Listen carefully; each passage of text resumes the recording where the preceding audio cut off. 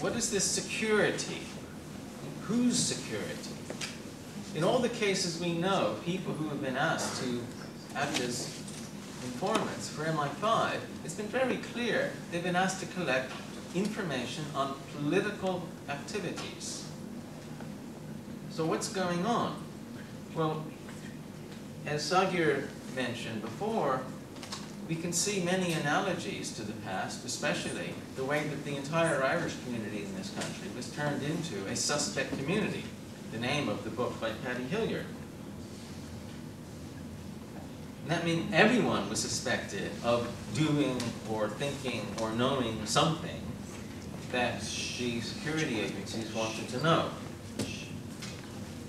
Now we have the so-called PREVENT strategy, short for Prevent Violent Extremism, run by the Home Office, and as one speaker said, it's run by some of the same people or in the same unit who are carrying out this harassment.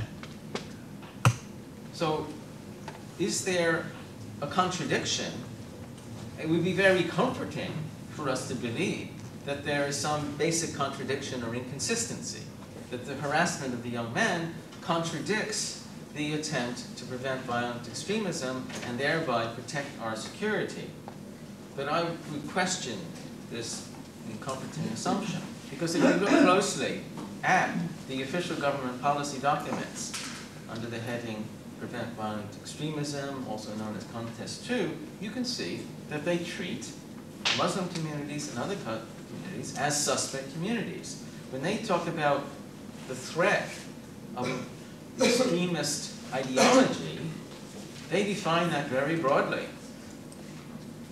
So broadly as to include a refusal to condemn insurgency movements fighting against British troops in other countries, such as Iraq, when the British troops were still there, and now Afghanistan. Simply a refusal to condemn counts as an extremist ideology.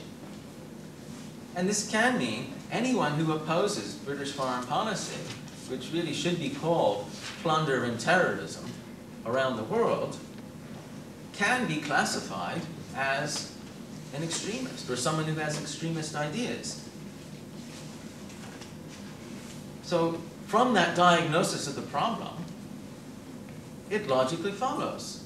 The answer, the solution is systematic surveillance on political activities and even political views among all Muslim and migrant communities in this country. That is, any community which has roots or links with somewhere in the world that has an oppressive regime supported by the British government.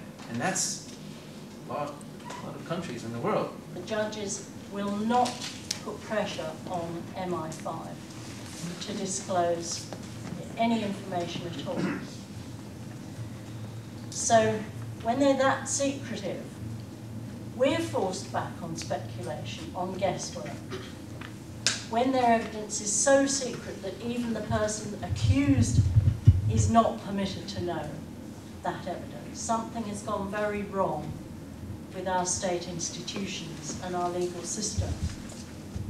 When you can't see what government officials are doing, who's to say they're not doing wrong? And we know from the case of the saga of Binyan Mohammed, that case revealed not only security services' complicity in torture, even to the extent of subcontracting torture to friendly states. But we also know from that case the frantic attempts by the security services on both sides of the Atlantic, supported to the hilt by their respective governments, to keep the whole thing under wraps, to keep it secret. Because if you're not accountable, you can do what you like. And so the demand has to be accountability. It's been said many times, sunlight is the greatest, the strongest disinfectant. Report this to your friends, to your colleagues, to your neighbours, your community organisations, and expose it. Once you've exposed it, as we've seen here, there is success.